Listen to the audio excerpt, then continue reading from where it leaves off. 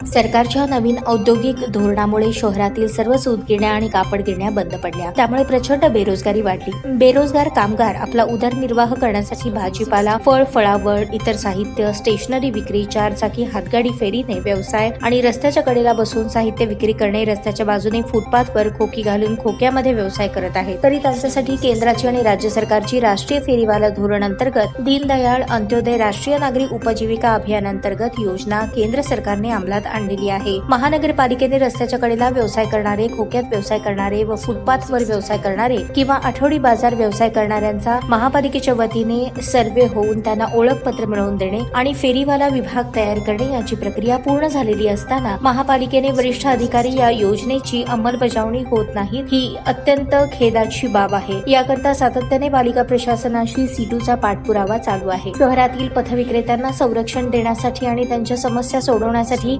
महाराष्ट्र शासनामार्फत शहर पथविक्रेता समितीची निवडणूक झालेली असून या निवडणुकीत सीटूचे सर्व लढाऊ सदस्य यांनी बिनविरोध निवडून आलेले आहेत। त्या सर्व निवडून आलेल्या सदस्यांचे जाहीर अभिनंदन करून पुढील लढाई अधिक तीव्र आणि मजबूत करण्यासाठी ज्येष्ठ नेते तथा माजी आमदार कॉम्रेड नरसय्या आडम मास्टर यांनी संबोधित केले। 9 सप्टेंबर 2024 रोजी सोलापूर महानगरपालिका पथविक्रेता समिती निवडणूक पार पडली असून यामध्ये निवडून आलेल्या उमेदवारांना 20 सप्टेंबर 2024 रोजी सोलापूर महानगरपालिकेचे सहाय्यक आयुक्त ज्योती भगत यांच्या हस्ते सावित्रीबाई फुले सभागृहात प्रमाणपत्र देण्यात आले। यावेळी लालबावटा असंघटित कामगार युनियनच्या नेत्या माजी नगरसेविका comrade Nalinitai Kalburgi, comrade Yusuf Shaikh major यांच्यासह युनियनचे सभासद उपस्थित होते।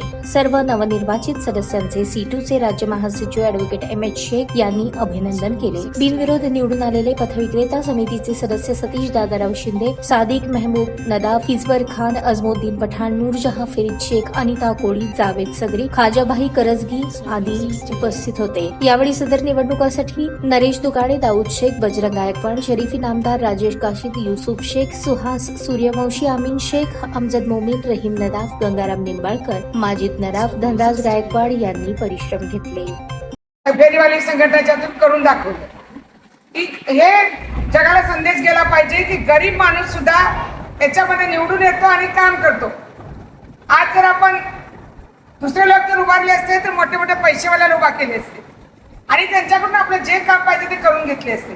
पण आमच्या मास्तर साहेबांनी काय केलेलं आहे, आमच्या पक्षाने काय केलेलं आहे, जे आमचे गरीब बंधू भगिनी आहेत ज्यांना माहिती आहे गरिबी काय आणि बुलडोझर आल्यानंतर काय होतं आणि पोलिसांच्या गाड्या आल्यानंतर काय होतं, आपला जीव काय होतो, आपलं सामान उचलताना आपली तगमग काय होती, हे त्याच माणसाला माहिती आहे। ते पोट तिडकीने त्यांचा प्रश्न मांडू शकतात म्हणून त्यांनाच आपण आज निवडून दिलेला आहे।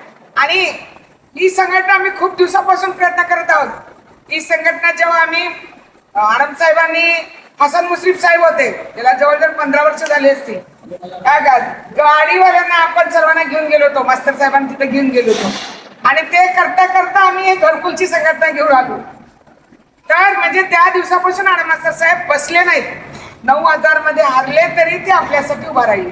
पण आपल्यासाठी आज एकच बंधूंना आणि भगिनींना संदेश देते की आणि विनंती करते आज जोडून की आज तुमचं पॅनल निवडून आलं म्हणजे आमच्या आडम मास्तरांचं पॅनल निवडून आलं। ताज्या बातम्या पाहण्यासाठी प्राईम महाराष्ट्र न्यूज चॅनलला सबस्क्राईब करा।